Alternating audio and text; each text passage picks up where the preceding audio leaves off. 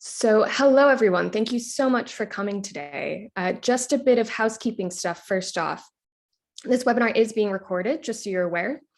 And if we could keep the Q&A box for questions for the panelists and the comment box for any technical issues, I think that'll make it a lot easier for us to keep track of everything and hopefully sort any issues out on the tech side if there are any. So thanks for that. Now, I think this is an exciting time to be talking about R&D funding and leveling up, given the spending review is coming next week. All spending reviews are important, but I think this one is going to be especially pivotal for the sector.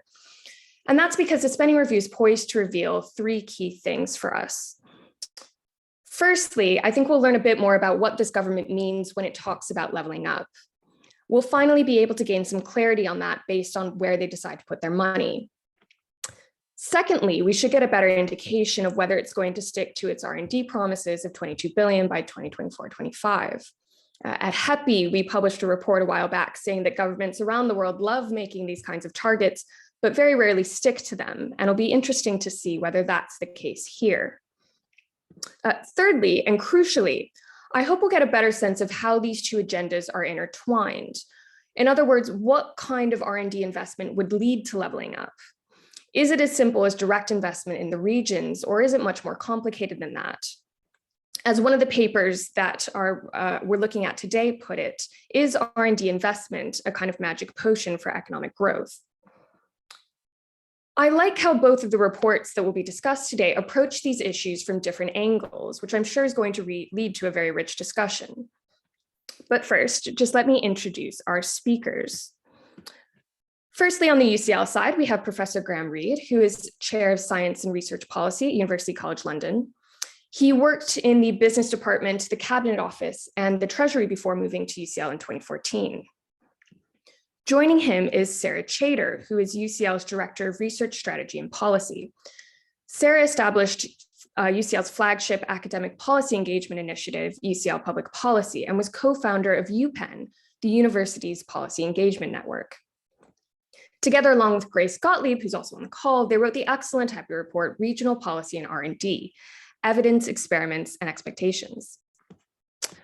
On the University of Lincoln side, we have Professor Mary Stewart, who has been the Vice Chancellor at the University of Lincoln since 2009, and is also visiting professor at the University of Sussex. She was a HEPI board member until 2018, and is currently a commissioner on the UPP Foundation Student Futures Commission. Liz Schutt is Director of Policy for the University of Lincoln and the Greater Lincolnshire Local Enterprise Partnership. Liz was previously head of policy at the University Alliance, where she worked on a range of projects, including on social mobility, the regional economy, and the future of work. From the Campaign for Science and Engineering, or CASE, we have Daniel Rathbone, who first joined CASE in January 2019 as Assistant Director. He previously worked for the House of Lords Science and Technology Committee and the House of Commons Library. Finally, we have Julia Roberts joining us, who is Partner and Practice Lead for Education at Gate & B Sanderson, the UK's leading people intelligence business, which advises public services, not-for-profit, and education.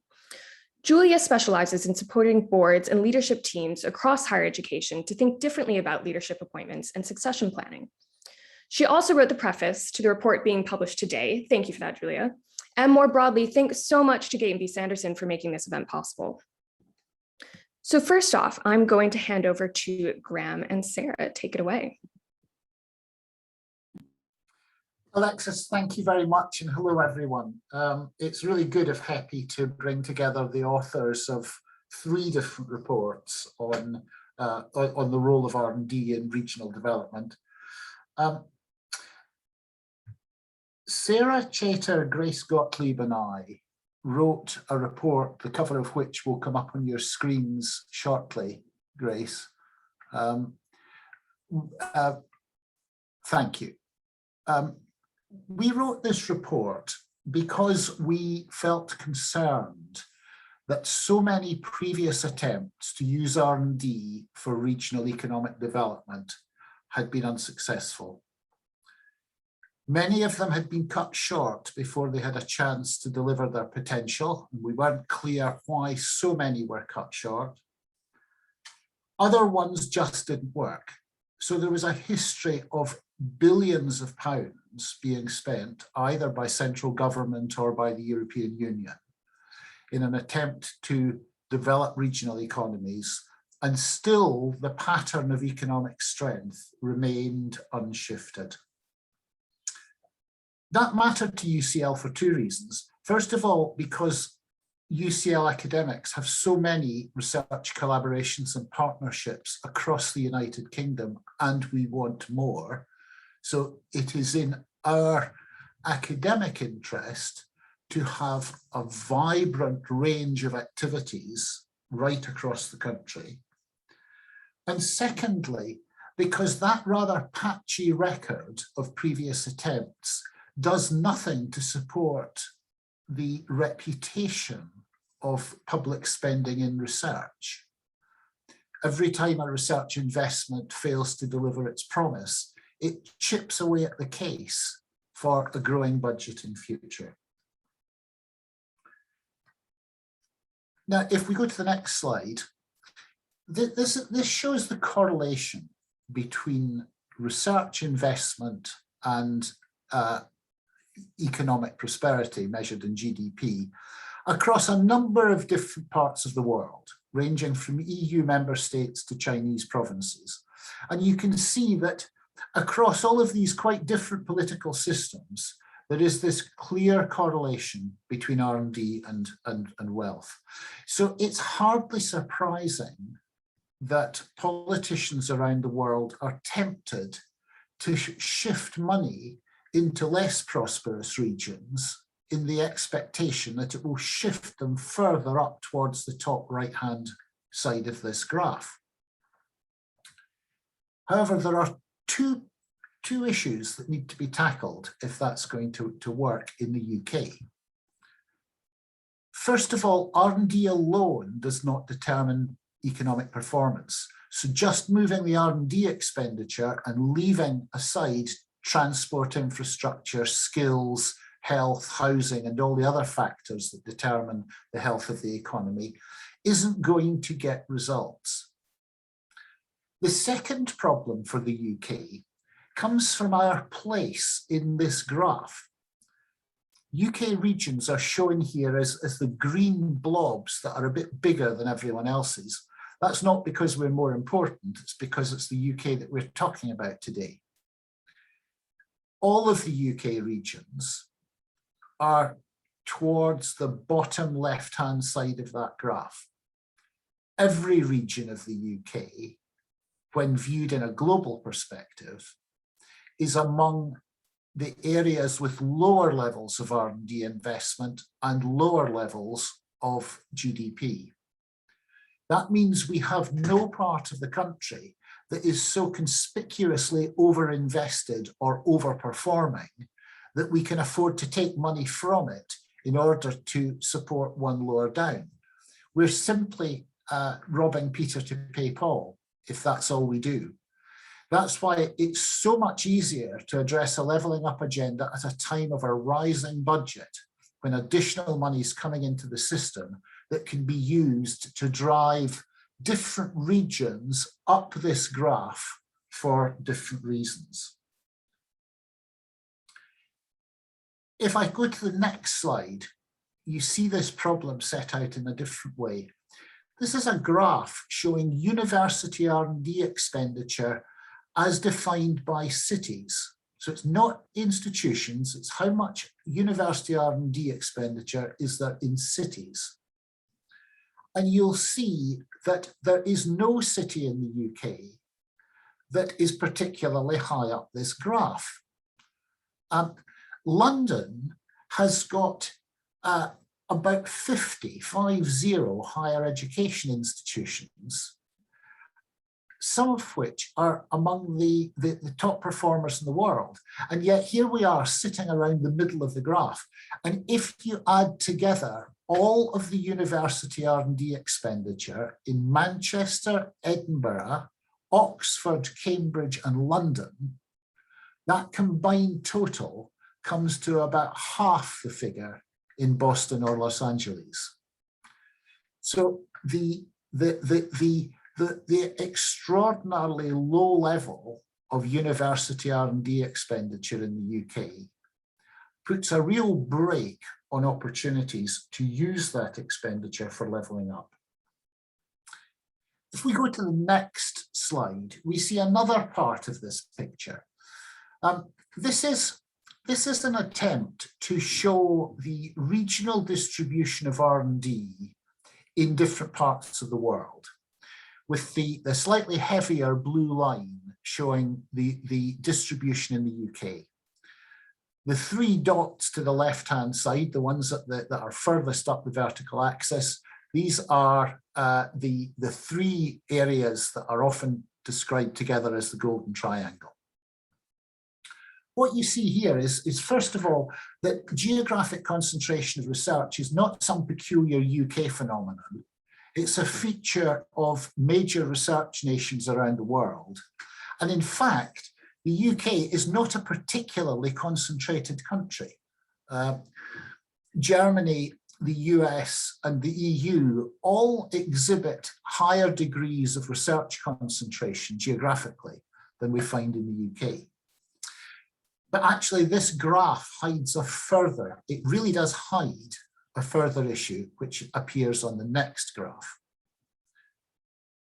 Describing R&D concentration in regions masks the challenge of levelling up inside regions. So this graph shows the distribution of R&D investment inside regions. And you can see that London, the southeast and the east of England have got the top of the bar way, way up from anybody else. But the bottom of the bar is actually down in the pack. So are we really saying that we want to transfer money from Lowestoft to support Manchester? Is that levelling up? Are we going to move money from Dagenham to Edinburgh? That issue has not been given the airtime that I think it deserves. And when Alexis talked about the government revealing what levelling up means, that's one of the areas I'll be looking for. I'm going to stop there. Thank you for listening. Sarah, you're muted. I am muted. Thank you, Graham.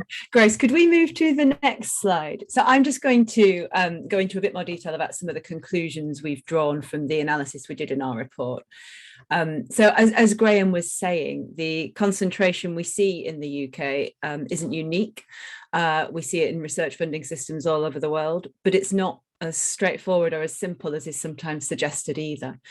So there isn't one specific measure of regional distribution of R&D spending in the UK. What we found, in fact, is that the picture changes according to the measure that you use. And that's really important if we're going to try and have a successful levelling up agenda for R&D, because we need to know what we're trying to level up. And the other point to make is that what Grace, our co-author, would call granularity goggles really matter when you're looking at this data. So the picture changes depending on the level of granularity that you look at. And as Graham was just saying, there are as significant variations in terms of the spending within regions as there are between regions. So overall, what we found, I suppose, is a number of quite complex ambiguities in the data. And we think what this does is raise some difficult questions that need to be answered.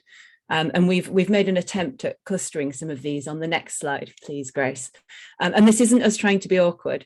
As Graham says, this is us thinking about why previous attempts to develop a regional R&D agenda that supports economic development haven't worked, and what are some of the questions we may need to grapple with in order for it to work this time. So the first group of questions really relates to the what. What's the overall aim of levelling up? Are we thinking about individual wealth? Are we thinking about employment opportunities? Are we thinking about productivity or economic growth within regions? Should we actually be thinking about some quite different, more inclusive, more well-rounded measures? We haven't actually, I think, determined that. And we also haven't really determined what we're trying to level up. Are we just thinking about this at a regional level, or should we also be thinking about localities within regions? And if it's both, what's more important, and how do we balance those? And finally, what are the measures that we should be using when we're thinking about levelling up R&D funding? Do we think about the total amount of funding going in? Do we think about R&D per capita? Do we think about GDP within a region? Do we think about international comparisons? do we think about something else? None of this is yet clear to us. So that's the first, is just understanding a bit more about the what. And then the second group of questions we think are important relate to some of the choices that need to be made and how we balance different policy priorities. We know there is a national levelling up agenda. I'm not sure we quite know what it is, but we know it exists. There is a question about how that should be balanced with a regional R&D agenda, and to what extent a regional R&D agenda, as I think it should, can be focused on addressing distinct regional priorities versus supporting the national policy framework. And secondly, I think there are issues around having two fairly important priorities, or two imperatives, you might say, between sustaining our national and our global research performance and ensuring greater regional parity in R&D. Those aren't necessarily incompatible imperatives, but they are different, and we need to think about that a little bit. And then thirdly, we have talked a lot in our report about the importance of designing and developing and delivering regional R&D policy with regions and not just doing it to them. And I know that's something that Liz and Mary have really emphasised in their report too. So this needs some consideration about how we shift to a more local model of policy. How do we go about capturing the distinctive local strengths of each region? How do we build on the distinctive regional opportunities that exist? And what are the implications then for accountability? Who becomes accountable for the effectiveness of spending, and who are they accountable to? So if those are some of the tricky questions we think need addressing, that prompted us then to think about a sort of a package of policy principles that we think could underpin a future R&D regional agenda. Thank you, Grace. And you can see them set out there. The first really relates to the clarity point. So we need to set out measurable objectives. We need to know what we're trying to achieve, how we can measure it, and how we'll know when we get there. Secondly, although focusing on inputs is important, so too is focusing on outputs or outcomes. So the social and the economic impacts of research, because it's those that are really probably going to drive a levelling up agenda across the UK. So how can we maximise different research impacts in different regions? And again, that's something that Liz and Mary have explored in their report, and I think we'll hear a bit more about that. Thirdly and fourthly, the importance of partnerships. We think these matter both to develop collaborations between regions and think about how we strengthen the impact of research right across the UK, but also within regions to create strong civic and other partnerships with universities and think about how different regional partnerships can support particular distinct regional priorities.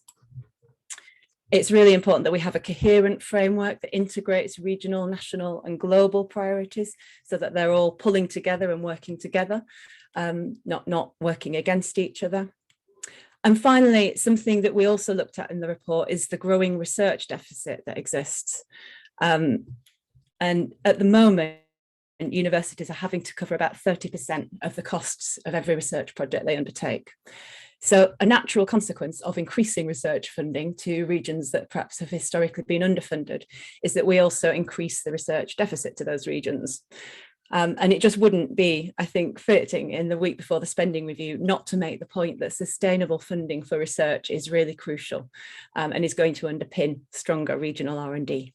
And I'll stop there, and very much looking forward to the discussion. Thank you.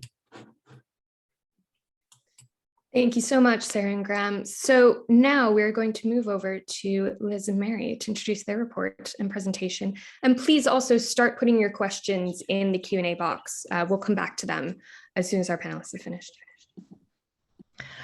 Thanks very much, Alexis, and good morning, everybody. And thank you to Graham and Sarah for kicking off with a great presentation and a really thoughtful report. I think this is a really good time for us to be exploring these issues, as colleagues have said, and I think they set out some of the challenges right away. So Liz, I think if you go to view, you should be able to get that to full screen. Thanks very much. So we are bringing a different lens to this particular set of issues. I think the questions and the framework, you know, what the heck is levelling up? It has very different meanings for different people, but it certainly is a term which has captured people's imagination. And how does levelling up, if at all, relate to research and development? And I want to emphasize the development side of things in our presentation, because translation into the development of productivity, or working with industries, local stakeholders, to ensure that research is able to turn into productivity, is clearly a really important point for the UK, because while we are regarded as a research leader globally in terms of the high quality of research that comes out of the UK, our productivity within OECD countries tends to lag quite far behind that. And we do feel that regional imbalance, you know, and this is the result of a kind of post-industrial environment where there are parts of regions, and I completely agree with and recognize that within regions things can be really quite diverse in terms of experience, and indeed things like productivity. If you just take the one example that Graham mentioned, east of England, the difference between you know, parts of the east of England and West Anglia, which is closest to where we are, West Anglia is really very deprived, and productivity is very, very low. So I completely understand what's being said about that. And the reason why we're focusing on the productivity side of things is because for us, the connection between being productive in our economy does have an impact on leveling up. And we really do need those regions that are really unproductive, and I live in that part of the world. We really do need them to be able to become more productive, and some of this relates to the high level of small and medium-sized enterprises in those parts of the world. So often the way we have constructed our innovation policy, which again I think in terminology is not quite the same, even though UKRI includes the I now. Innovation policy has not always been the same as research policy. Often the way we measure things, and this was a point that Sarah was making, we need to look at what we want to find out, and what measurements we need in terms of this. And sometimes it actually works against enhancing productivity. So we, in our report, wanted to have a look at a few examples. Thanks, Liz, if you can move on to the next slide, that where this had worked. And if you'll remember from Graham's slide, San Diego was pretty high up. I think it was third on your slide, Graham, in terms of R&D investment. So our report is called Catching the Wave, and I think it's quite a good analogy for the sorts of things we're trying to talk about here. It comes obviously from surfing, It requires really good horizon scanning and the ability to see whether a wave is going to turn into something that you can really, you stand up on your board and you can go for a long ride down that wave. And I have been struck over the years by the amazing success that San Diego is. And it's a long-term development. And I think that's one of the things we would want to emphasize, long-term. Graham made the point that often programs stop, they're short-term. You're never going to get leveling up or the changes we need if these things are long-term. I appreciate politicians need to see results quickly, but then I think you need to work on what results you can see quickly. So San Diego was a sleepy town at the turn of the 20th century. It didn't have many assets. However, at the time, the Panama Canal had just been built, and the US Navy recognized that they needed a base to protect the Panama Canal. San Diego was near the Mexican border. It was quite well placed in terms of that. And it set itself out to be that naval base. It identified itself with a wave that was coming, America's Pacific century, and it provided a new opportunity for them. So they caught the wave at the beginning. How did that then turn into this long-term development? Well, I think it sits very much with civic partnerships, the role of the two universities in the city, working with industry and with civic partners. And I think that is one of the most crucial things that we're talking about in our report, that if you want to achieve these things, you have to have people who work together, who can put aside differences and recognize what common interests are to improve and develop a place. Next slide, please, Liz. So we have more examples in our report, but the other one that obviously is quite close to both our hearts and we know intimately is we have sought to take some of the lessons from San Diego and apply them to our place in our region, Greater Lincolnshire. Again, in the early 1990s was a depressed post-industrial part of the world with a rural hinterland. Again, just like at the time in the early 20th century, Lincoln didn't look like a prospect for much.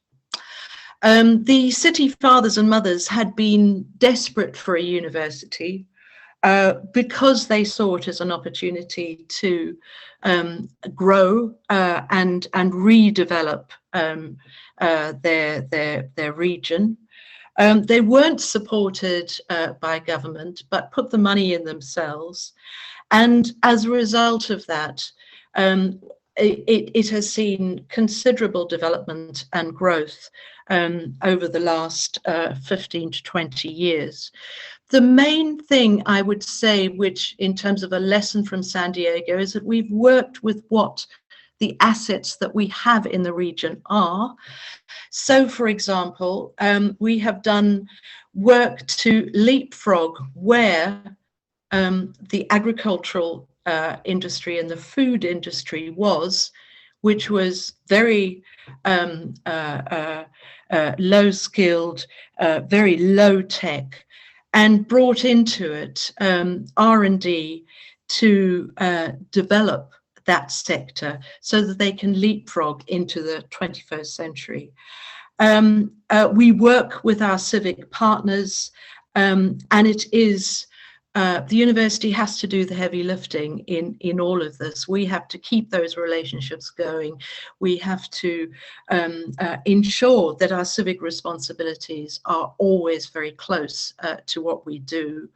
And I think those are the partnerships that we will need to see moving into the future if we are to have any success about levelling up. And I just wanted to end to say I absolutely, completely support the government's ambition. That's unfortunately all it is, an ambition to enhance R&D funding, because I completely agree with Graham and Sarah that robbing Peter to pay Paul is not the answer. We need a different approach. And I'm going to hand over to Liz, who's going to talk about some of the key lessons and our recommendations. Liz. Okay, thanks, Mary. So we also look at farmland in Sweden in the report, and we draw out a few conclusions from looking at those case studies, which I'm just going to run through now, and that kind of leads into some policy and funding recommendations. So the first point is about, which is already mentioned by all the speakers, I think, that we need to work with, not for, regions to develop a shared long-term agenda, and I guess to use kind of language that the research community knows well. Levelling up is a wicked problem. It's not going to be solved by one intervention, one organisation. It requires us to work across boundaries and to be creative about how we do that. And some of that creativity is about drawing on the regional assets, as Mary has described, or catching the wave. I think the kind of experiences that we see in the case studies demonstrates that kind of long-term approach, drawing on regional assets, identifying the wave, but plugging away at it. And you know, often in these regions, the funding that you receive is quite sparse. It's quite it comes from lots of different sources, and so having kind of regional leaders, including universities, at the heart of that can piece that all together to create a kind of a bigger whole is really vital to be able to create change that lasts for the long term, and that's what we have seen in Lincoln. The other point that we talk about is the fact that if we want to impact regional productivity, then we have to really focus on knowledge translation, and we also go into quite a lot of detail in our thoughts around the point that skills development is part of that. I think too often the discussion we have separates R&D from skills development, whereas we really see that skills element as the point at which often you see translation and diffusion of our innovations into the workforce, and that's certainly the story around kind of agri-tech developments that we've seen in our region.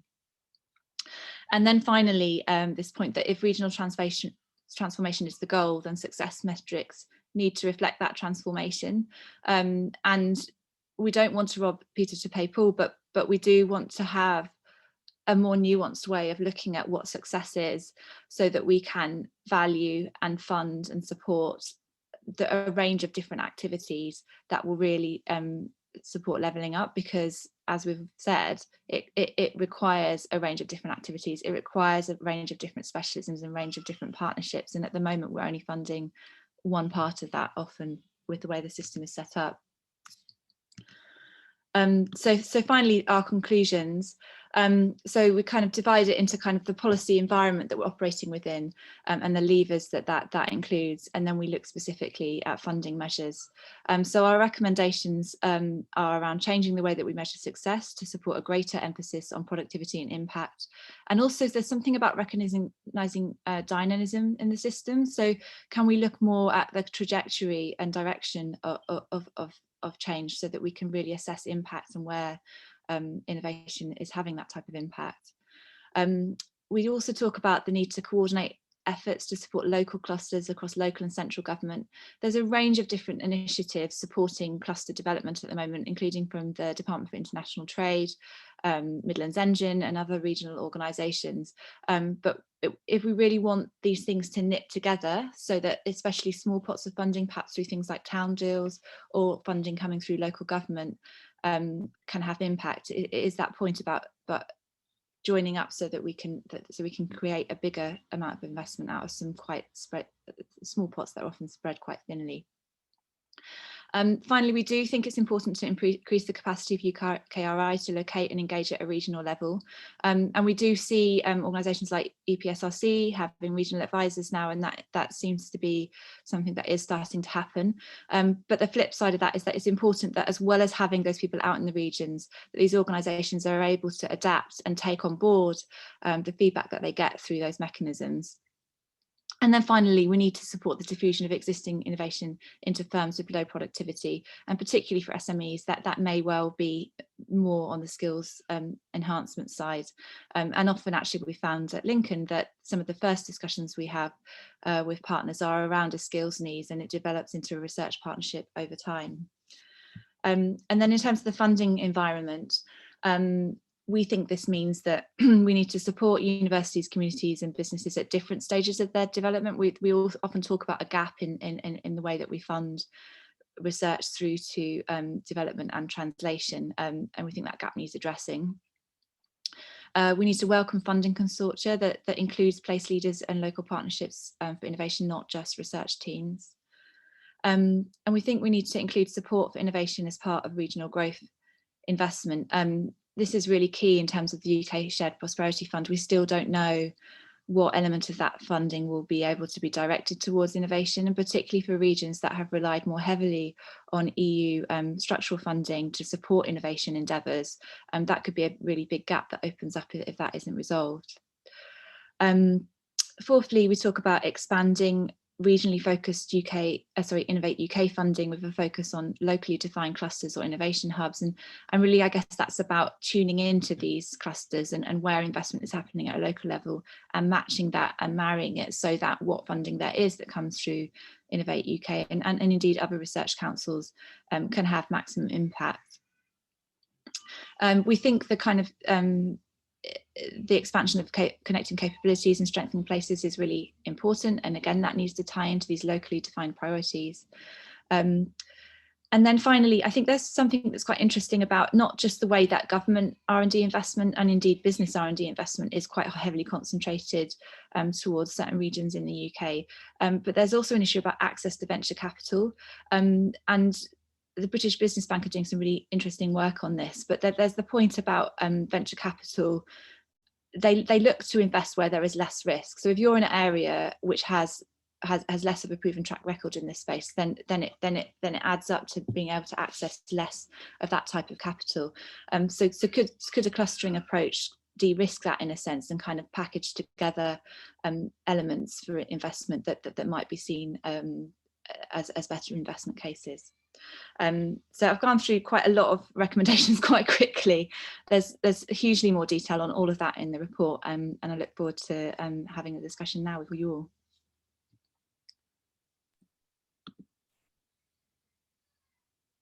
Thank you so much, Liz and Mary. You're raising some really interesting questions there. I'll now pass over to Julia, and please keep the questions coming in the Q&A. There's some really great ones so far. Thanks, Alexis. Look, I'm going to keep this brief because I know there's lots of questions and it would be great to hear from the panel. Really just to say that we were absolutely delighted to support this report, because universities play such a key anchor role in civil society, and particularly in the regions. And we as a business have a very strong interest in education, but also in local government and health and skills and further education, and how all of these combine to really help drive forward regions is very important to us.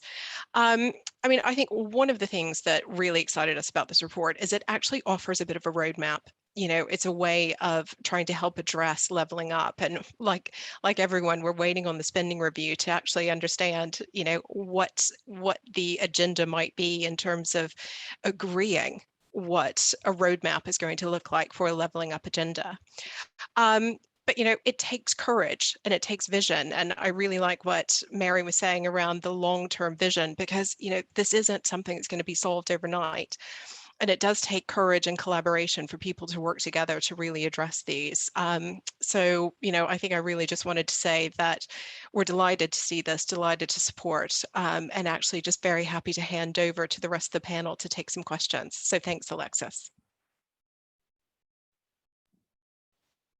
Thanks, Julie. We really appreciate that support as well. I'll now pass over to our final panelist, Daniel. Take it away, Daniel.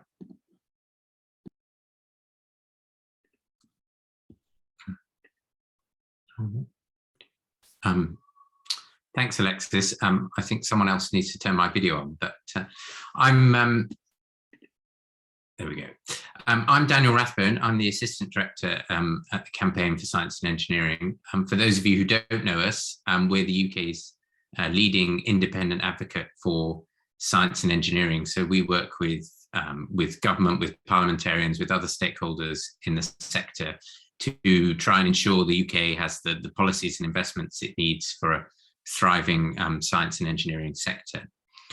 And it's been really interesting to hear about both reports this morning. I think they're really timely ahead of the spending review next week. I think we're all a little bit on tenterhooks to see what comes of the spending review, and we really hope that the government sticks to its pledges on R&D investment and its big ambitions. And we wait to see what levelling up means in the white paper that we're expecting alongside or shortly after the spending review, and whether how much R&D is explicitly linked to the levelling up agenda in that white paper. So at CASE, we are a membership organisation, so we have about 120 organisational members, and they represent all parts of the research sector, and they're spread right across the UK in all 4 nations and all regions of the UK. So we have been talking to them quite extensively over the last couple of years about this topic and this agenda and these issues. And we published a report last year called The Power of Place, which summarised our conclusions and recommendations as a result of those conversations. And it's great to see many of the themes of those conversations reflected in both reports this morning about a possible way forward for local and regional R&D. And I just want to mention 2 of the main themes from our report quickly that we think are particularly important. The first is something that I think Mary highlighted in her presentation, and that's the importance of local leadership. And that's local civic leadership from mayors, councillors, LEPs and others, and leadership from research leaders. And I think nothing is going to happen in a place, in a region, without strong leadership, strong driving force from these local leaders, and I think central government needs to work with them to drive forward this agenda. And the second point is about supporting small innovative businesses, which is something that I think Liz just touched on.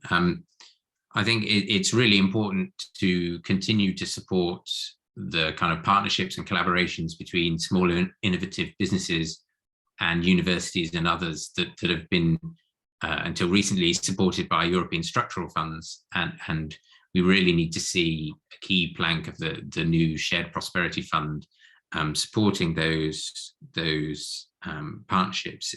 In our conversations, it's often been quite clear that those partnerships are, one, they're often in areas that are maybe less traditionally research intensive parts of the UK, and also it's often those projects where it's easiest to draw a direct link between the funding that's been put in and local economic and other benefits. So I think it's going to be really important that we see more detail on this in the spending review and levelling up white paper next week. I'll leave it there for now, and looking forward to continuing the discussions. Thank you. Great, thanks so much, Daniel. So now we're going to go ahead and start the Q&A. And we thought it would be really nice to hear your voice asking the question rather than me having to read all of these out. So I'm going to go ahead and just call out your name. Emma will turn on your mic so that we can hear you speak. And we might take these in clumps of 2 or 3 questions or so, just because there are so many good questions in the chat now. So why don't we begin with Stephen Evans? I believe you had a question.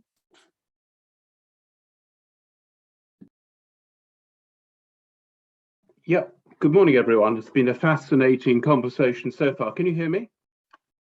Great. No, just to say that post-Brexit, are we doing enough to preserve the research and development lessons that were learned by various EU regional development programs over the years, programs, of course, in which the UK was heavily involved? Are we actually preserving and therefore able to build on those important EU-related lessons? Thank you. Thanks, Stephen. And I believe Ryan Mercer had a question somewhat related to this as well. Ryan, go ahead. Hello, my question was that in the first presentation, it was shown that the UK didn't have a particularly strong regional bias in its R&D spending relative to many other countries. But what I was wondering about is that those areas which did have the highest R&D spending are areas of the country that are wealthy anyway, that have other economic incentives. And is perhaps, if the answer, if the goal is leveling up, is actually the aim not just to balance the level of R&D spend, but actually to move the area of concentration. Why shouldn't the Northwest be the UK's area of concentration for R&D spending if it doesn't have some of the other economic advantages other areas of the UK have, for example? Thanks so much, Ryan. And then I might just take one more from Charlotte Morris. Go ahead, Charlotte.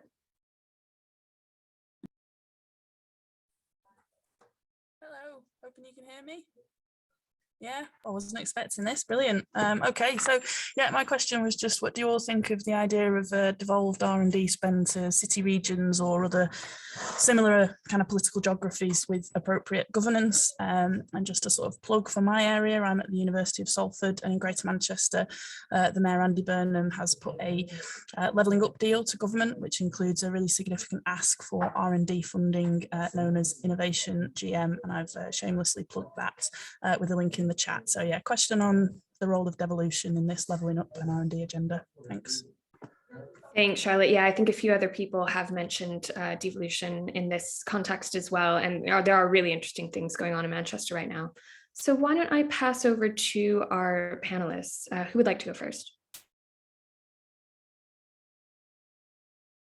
Go ahead, Graham. Thanks, Alexis. I mean, some great questions, and I'll just pick bits of them if I may. On the post-Brexit stuff, I think one of the problems is the scarcity of independent and rigorous evaluation of the effectiveness of EU R&D programs. A lot of the evaluation is done by the EU itself rather than by really independent and really rigorous evaluators. And that's particularly true, I think, of regional development funds, where there seems to be good circumstantial evidence that regional development funding has worked well in small countries for which regional development funding makes up a sizable part of their economy. But in larger countries like the UK, you get some spectacular successes in among this wider landscape where there seems to be an awful lot of money spent, but the economic dial doesn't get shifted. I think the idea of more regional control over R&D budgets is really worth pursuing, as long as we can have more regional accountability as well. And I think Sarah Chater made the point, if you have regional responsibility, to whom are people accountable for that money? There was a really significant experiment at regional R&D done through the regional development agencies. And I thought it was really very sad that they were not allowed long enough to really see what they could achieve, because you could see them beginning to break through and then they were shut down. And one of the reasons for shutting them down was that the accountability chain wasn't strong enough. It wasn't clear to whom the RDAs were accountable. So if you're going to take, one model is that you have local taxation and you become accountable to the local population. That's difficult to apply in less prosperous regions because you can't raise the tax revenue. Another model is to take the money from central government, but you've then got to have a really strong accountability chain to central government, and RDAs weren't always comfortable with that. Liz, go ahead.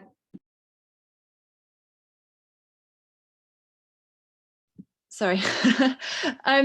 Yeah, I mean, I guess kind of building on what Graham's just said, I think, firstly, the points around, are we drawing enough lessons from our experience of EU structural fundings? I think the answer is no. The way that the EU required areas to report on what they did with those funds was very, very specific and quite narrow. And I think that regional areas have struggled to draw concrete lessons out of that. And we have had some attempts to kind of look across regions and see what works in this space. There's the What Works Centre for Local Growth, for example. But even within that, areas like Lincolnshire that are very dispersed, rural, with smaller towns rather than larger cities, are often miffed off that analysis because they don't see the units as large enough to be able to have the kind of assessment that they want to do. So even sometimes the assessment is reinforcing this point for some areas that are left behind. And then the point about devolved R&D spend, again, I think the problem here is a very disjointed governance geography we have across the UK, and in a way it's pulling in two directions. On the one hand, we have mayors, combined authorities, and a move in that direction, but on the other hand, we have increasingly regional growth funding being channeled through local authority level, which is obviously at a lower scale. And for areas that don't have those kind of combined authorities or mayoral structures, this could be quite a gap going forward, especially given that kind of innovation funding and that kind of know-how does take a long time to develop and to develop that capacity.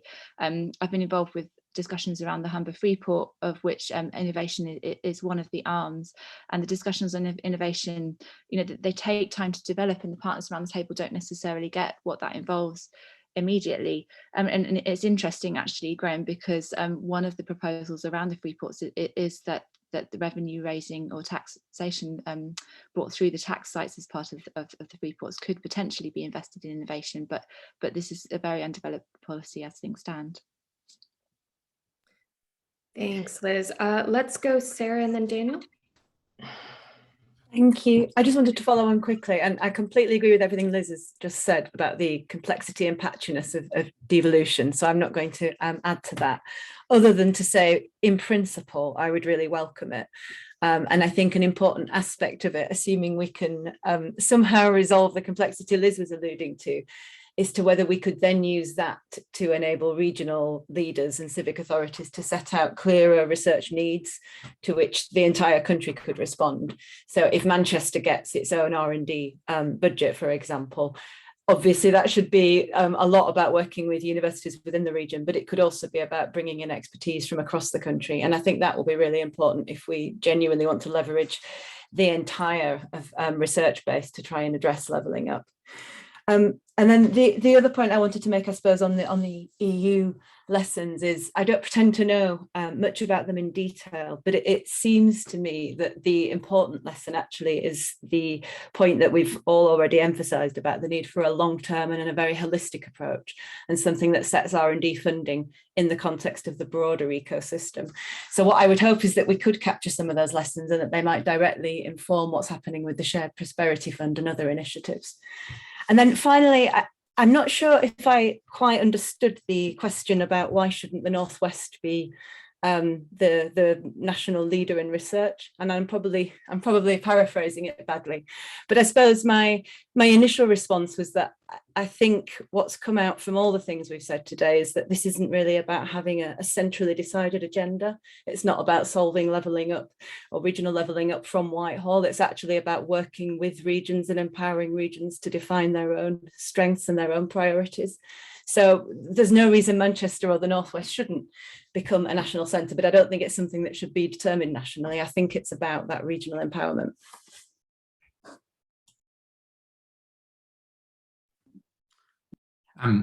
Thanks. I just wanted to say on the EU structural funds point about learning lessons. I think one of the aspects of structural funds in the UK, particularly that they've often quite heavily gone towards devolved nations, and they work through the devolved administrations and other local bodies, and so Whitehall and central government has actually had quite little involvement in structural funds in the past. So I think one of the issues is that there's not necessarily that expertise or knowledge of how they work and how they've worked in central government. So while they've been developing the plans for the Shared Prosperity Fund, they haven't necessarily known what's worked elsewhere or been able to learn the lessons. So I think that there's more that can be done by central government to talk to the devolved administrations and others who've been closer to this stuff on the ground to be able to learn those lessons. On kind of the second question, I think it was from Ryan. I think one of the things there to highlight is one thing that was mentioned earlier in the talk, is that you can't talk about R&D and levelling up, on its own. It has to be talked about in a wider conversation that includes other things like transport infrastructure, housing, education and skills. You have to have that holistic discussion. I mean, it's not going to be, you're not going to be able to build some great R&D hub with highly skilled people if there's nowhere for them to live, or no way for them to get to work, or no schools to send their kids to, right? So you have to have the whole holistic discussion with these things. Thanks. Thanks, Daniel, and thanks to all the panelists for their questions or their answers on that. I want to move back to one question that we had that was building on Charlotte's question from Shauna Campbell that Lizzie Woodfield also commented on, related to R&D funding within particular kind of region scales and what those scales should look like, but then also how we avoid administrative boundaries. So Shauna, go ahead.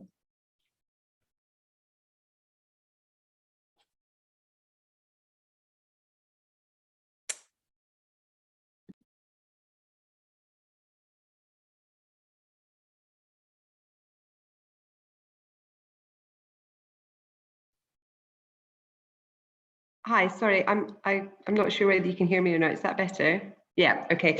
So Shauna Campbell, University of Brighton. Yes, I was picking up on Charlotte Morris's question, which was Manchester-centric, which has been addressed by the panel. I suppose my interest is in the scale of economic geography that's appropriate if we're looking at devolving R&D spend.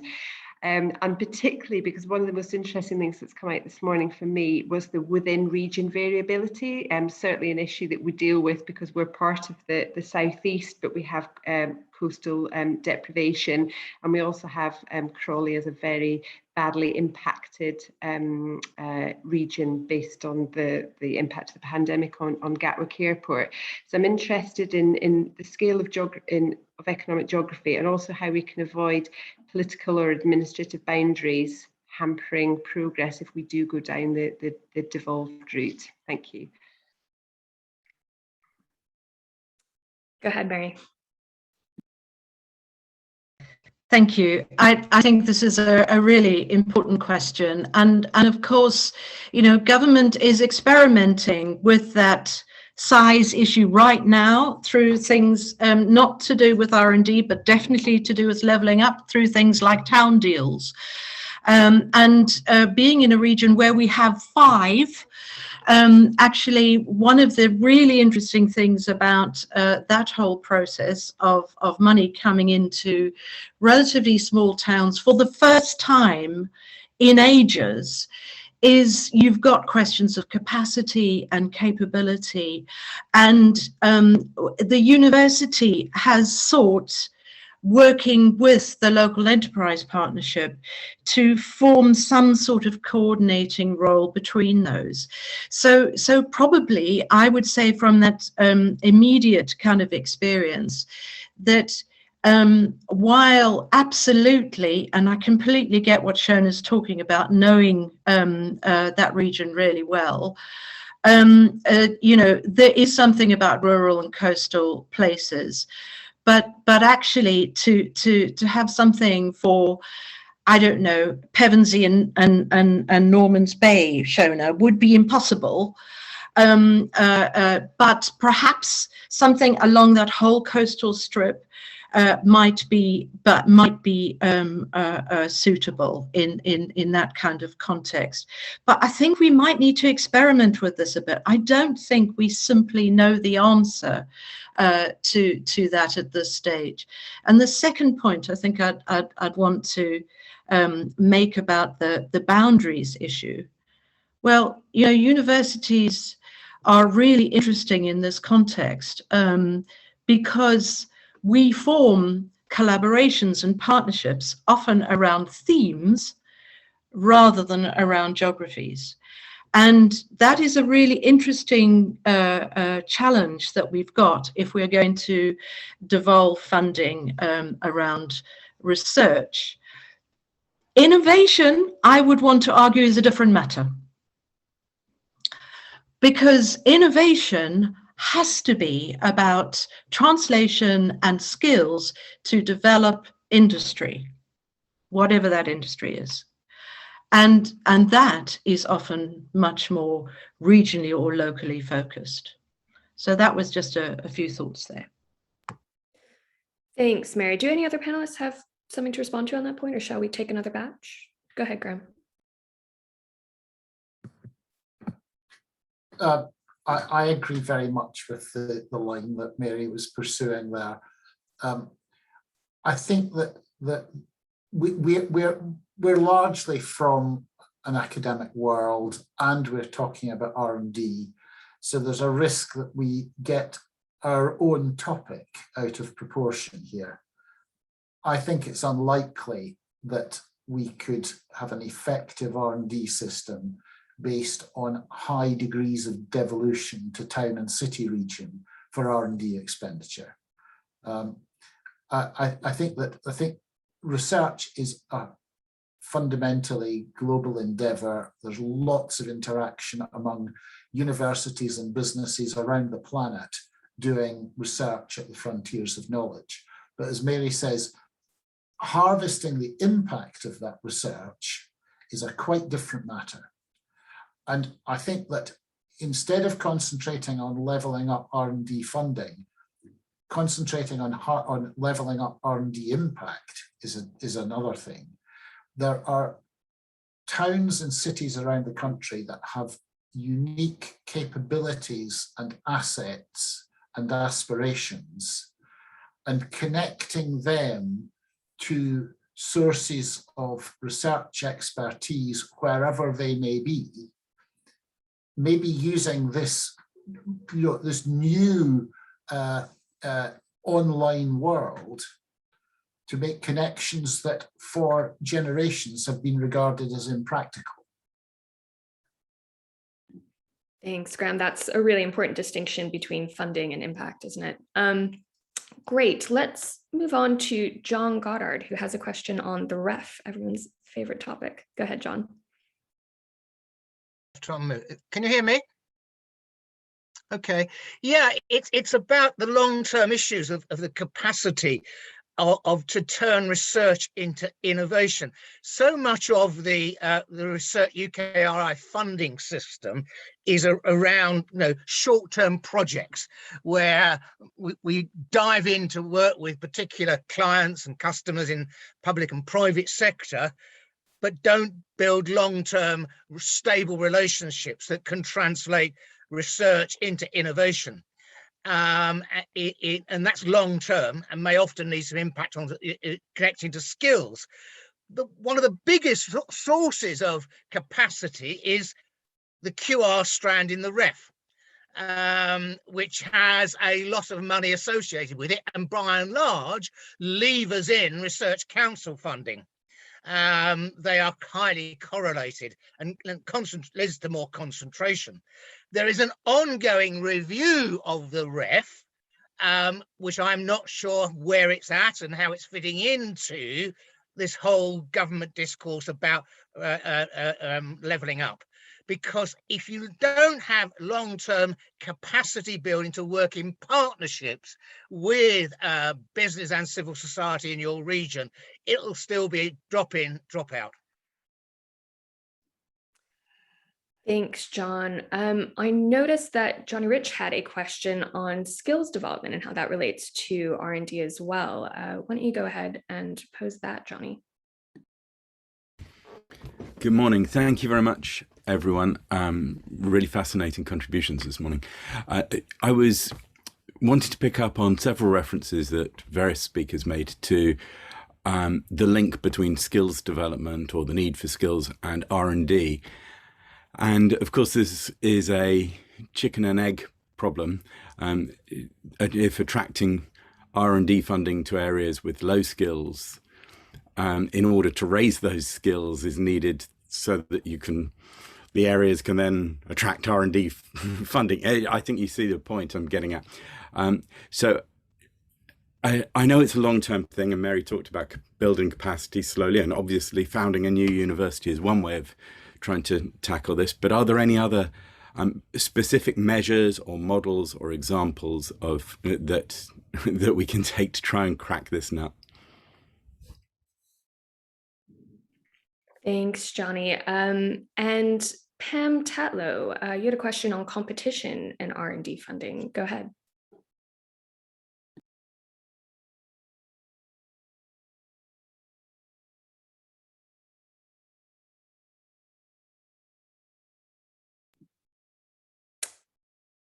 Unless Pam is not there, in which case I can ask her question. So competition dominates much R&D funding in the UK. To what extent does this undermine the levelling up agenda? And using R&D funding to challenge regional inequalities and the important link with productivity and improving people's lives? A very interesting one. Why don't we go ahead and take those? Does anyone have any kind of initial thoughts on those? Go ahead, Mary. Thanks, Alexis. Two questions I wanted to say something about. One about competition, so I'll start with that, and then the other about skills. So the competition thing is a very interesting one, because if we start to enhance competitive bidding and collaborations in that competitive bidding, so the partnerships one establishes when you're putting together a bid, to include civic leadership and more emphasis on the with, I think is the word we use in our report, with business and industry. If we do that, actually, I think you get a greater win. And the reason why I say that is the process of developing a bid. Anyone who's done this in research teams knows that the process of developing a bid helps you thrash out ideas and draws you closer together and helps you focus on what you're really trying to find out. So that set of processes, that method, leads to a better understanding of things. What we need to do is break out of our damn ivory tower and work with people on the ground.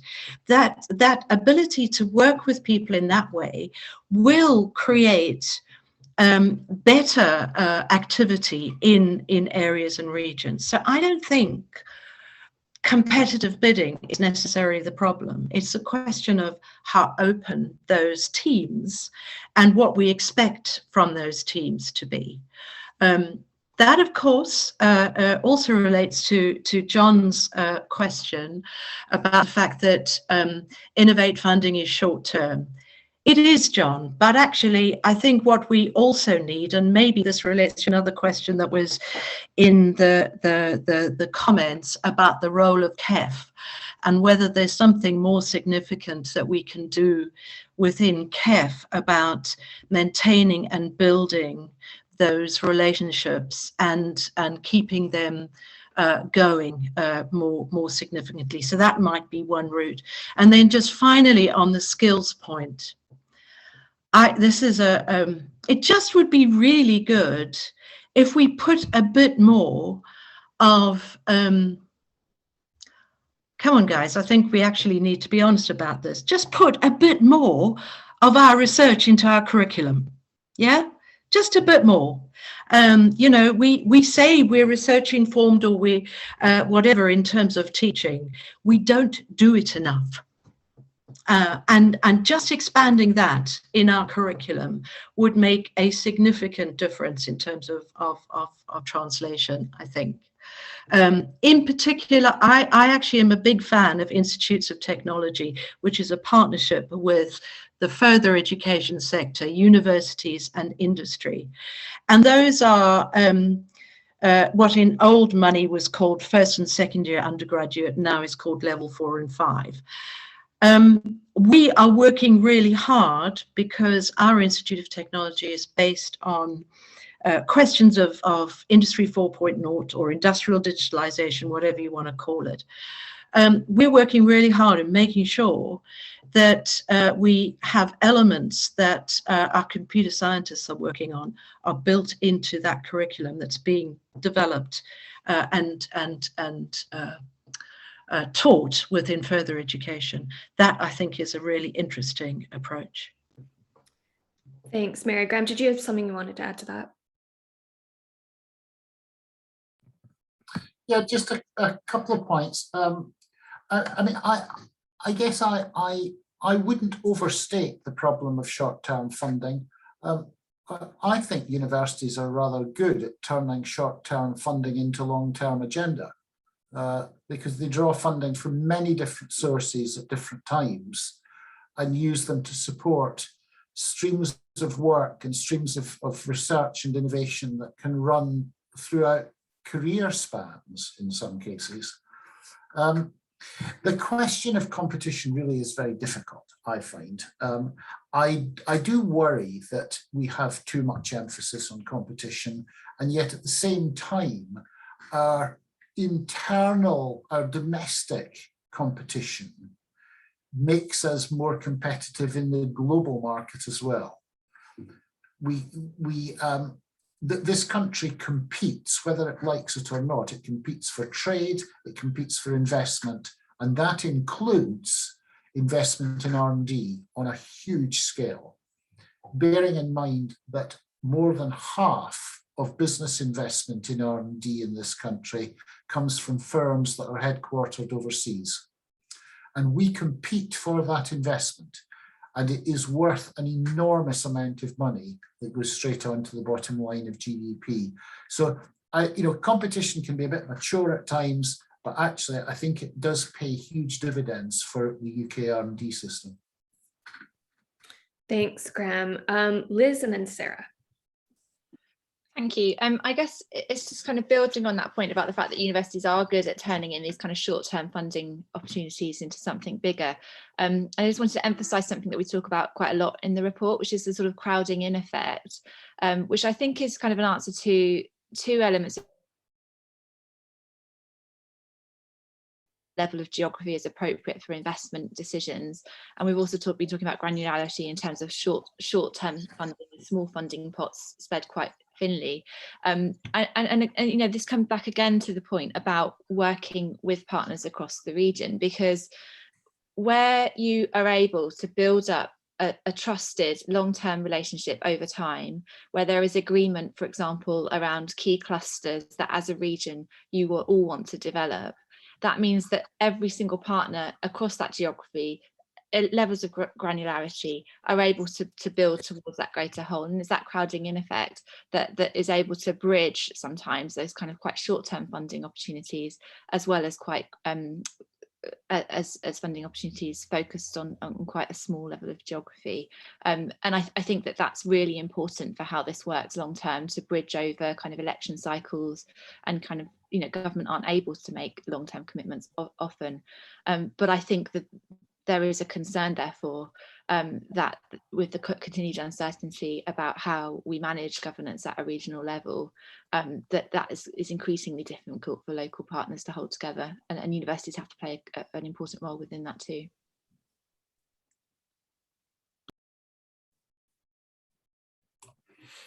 Shall I jump in, Alexis? I just wanted to unpick slightly the question from John Goddard about REF and QR, in that they are slightly separate things. So, I mean, firstly, yes, I think we cannot overstate the value of QR funding to underpin the capacity that universities have to develop those long-term partnerships. And indeed, it's that underpins what Graham was just describing, the skill in taking short-term bits of money and doing quite a lot with it and stitching it together. So again, week before the spending review, I think that we can't overemphasize enough the importance of QR. In terms of thinking about the review of REF specifically as a tool for research assessment, I think my personal view is that we could do a lot more through the REF to think about what a good quality research environment looks like and how that is supporting those longer term partnerships. And perhaps in particular, how we value and properly invest in the sort of soft infrastructure that we need to develop those partnerships. So I think those 2 points are probably worth making and unpicking a bit. On collaboration versus competition, I think my view is that we know that competition has worked really, really well for the UK for all the reasons that Graham and Mary have just set out, all of which I agree with. But I also think Mary is right, as she said previously, that we could be a bit more experimental in some of what we do. So I think I would really favour thinking about some experimental approaches we could take, which are explicitly about trying to encourage more collaboration between different universities and between universities and different institutions. You know, why not try it and see if it can deliver just as well as competition has, but in a different way, and if it can do some of the things that competition perhaps isn't doing in terms of building more regional R&D strength. And I also then think that there might be something about that point about collaboration in terms of the skills question that was raised. And I'm sorry, Johnny, that this isn't a specific model, but I do wonder if part of the problem is that within the skills ecosystem, we've actually had quite a lot of competition between the different bits of it, who have effectively had to fight against each other often to get pots of money to do stuff. And so maybe we need to be thinking about it in a more holistic sense and thinking about how the different parts can work together and collaborate more, and worry less about who has which particular pot of money. Thanks, Sarah. And then I know we had a question from Carol Thomas. Go ahead, Carol.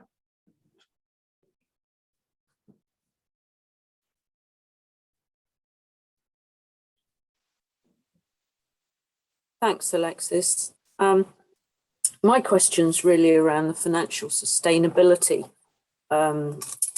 point that's made in Graham and Sarah's report and Grace's report, ensuring the financial sustainability of research, and funders needing to increase their full economic cost rates. And my question was rather roundabout, that within those full economic cost rates are costs that universities feel they have very little control over.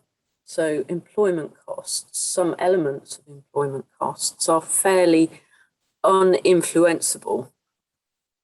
Now, when you're in the Treasury and you hear this, how much do you believe that, Graham?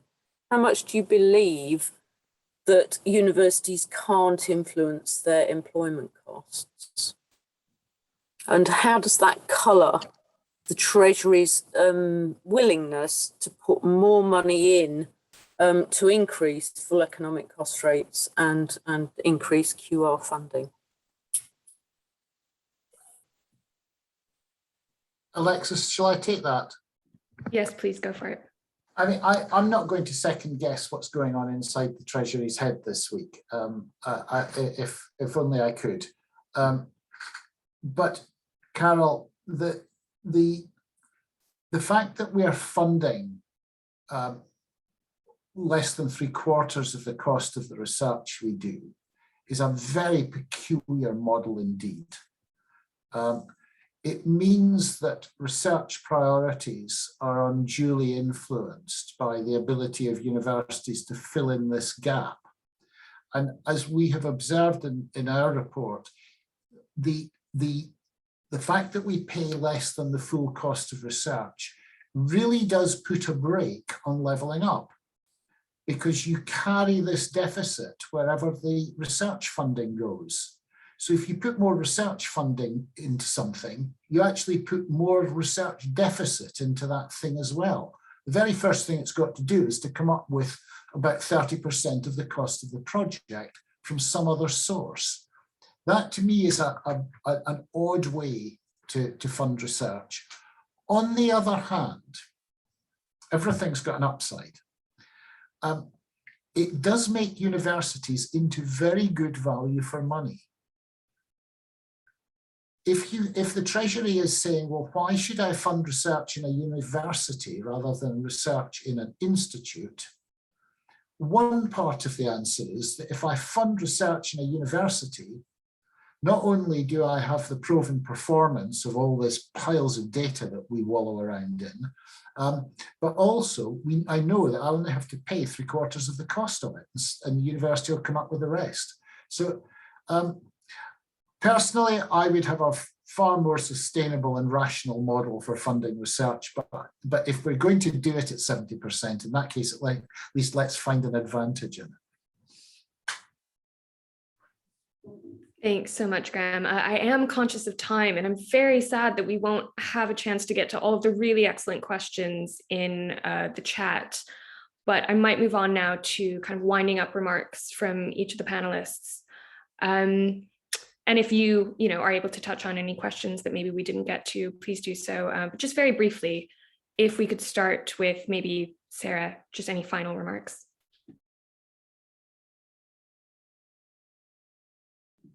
Oh, you're on mute. I've done it now, sorry. Clicky, or an unclicky mouse. So the thing that struck me actually about the discussion today is that we haven't once heard the term scientific superpower, but we know it's the thing that the government is pushing at the moment. And we know that, well, I am assuming that any more money for R&D that comes out of the spending review next week is going to be framed in the context of how we make the UK a scientific superpower. The thing I still don't really know is what we mean by scientific superpower, and therefore how we think we're going to get there. And of course, more money is important. Nobody's going to argue against more money. But actually, I think having a stable multi-year settlement is as important as the headline figures.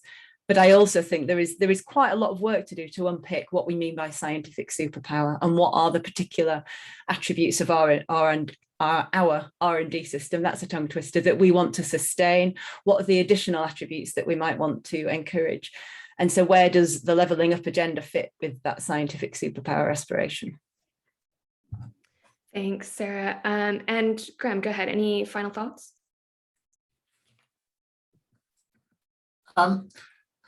Just that we should not imagine that R&D investment is at the heart of levelling up for every part of the UK. There are going to be some parts of the UK where that really is the key to success, but there will be other parts where investment in some other part of the levelling up agenda would deliver better returns. So just because we're a group that all come from universities and are all interested in R&D, let's get the R&D bit out of proportion. Thanks, Graham. Mary, do you have any final thoughts? Yes, thanks very much. I mean, I think research and development is not just about research and development funding, which I think is sort of where Graham was kind of going in that context. And certainly I would really want to emphasize that our report is not just about funding. It is about different measurement, but it is fundamentally about the importance of areas that need to level up, that have been left behind, where you need big partnerships between civic institutions, and I would include universities in that context. who can catch waves by doing good horizon scanning about what the issues are and how to maximize the range of funding that one might be able to harness to improve the economic production in a region. And that we haven't given that a proper go. You know, we started our conversation by saying that a lot of the time it's short term, it gets cut off at the knees. We need to give that more of a go if we're ever going to achieve anything in the space around levelling up. And I think the debate between local and global, which is sort of what Sarah was referring to there, is a really interesting one. But I think fundamentally, if you take the San Diego example, or indeed you take the Lincoln example, you can start with something that is a local challenge but has global implications. And if you get that right, you can turn that into a scientific superpower issue. So I'm sorry that, and it's inevitable, you know, it's inevitable. I'm sorry that we focus so much on funding, because actually I think the point is that the funding hasn't always delivered, and it's more about the issues and how we work together that I think is what we really need to focus on now. Thank you. Thanks, Mary. Liz, anything to add to that? Yeah, I guess just to build on that, I thought it was really interesting over the summer with my sort of LEP hat on, we were doing some analysis of what levelling up means for our area. And we did some really interesting kind of data analysis showing the kind of life cycles of people in Lincolnshire, and at what point from early childhood through to working life and retirement, we were behind or ahead in terms of the UK trajectory. And in that conversation, colleagues that sit not on the university side, but more on the kind of local government side, didn't see the connection between innovation and those things. And I think that it is too often a separate discussion. And actually, I guess in relation to Carl Dyson's question about brain drain and how are these proposals affecting that levelling up in terms of how people feel about their lives and their day-to-day experience, I think it has a huge contribution to make, but we don't articulate it very well sometimes. And it is often a very separate conversation. And the skills piece is one part of that, but there are other elements too. And I think that as a sector, breaking out of the discussion sometimes and bringing those people in will only be for the good, especially if we want to turn what investment there is into something long term. Thanks, Liz. Daniel and Julia, do you have any final thoughts on this? Thanks, Alexis. Just I would say that that it's been a really interesting discussion today, and it's important to keep this going. You know, after the spending review is obviously not going to be the end of all these discussions. We'll get hopefully some kind of framework, hopefully a long-term multi-year settlement, as Sarah said, but there's still going to be lots of decisions to be made after that about exactly, you know, how any money is spent or what is prioritized. And so to encourage everyone to continue to have these discussions and continue to try and be involved and input into those decisions. Yeah, thank you. Thanks, Daniel. Julia, go ahead. And if I can just finally say that quite a lot of this is about courage of vision and leadership. And, you know, the one thing that we would really want to encourage is people to just be able to think about what impact R&D is going to have, their institution is going to have on the wider region, and to be confident and secure enough to look outside your institution to think how you can work more closely with others. And that does require a different mindset, and it's often an uncomfortable one because you're put outside of your comfort zone. But with that is enormous impact. And we would just really encourage people to think differently, both at board level and at executive level and down to the grassroots level, about what can you do differently, how can you think differently, and how can you take this vision outside to make a genuine impact. Thanks so much, Julia. That's an excellent point. And with that, I would just like to thank all of the speakers today. It was such an interesting discussion. And thank you so much to everyone who tuned in. Really, really excellent questions in the chat here. Thank you for coming. And thank you to Gate and B. Sanderson for making this possible. Thanks, everyone. Talk soon.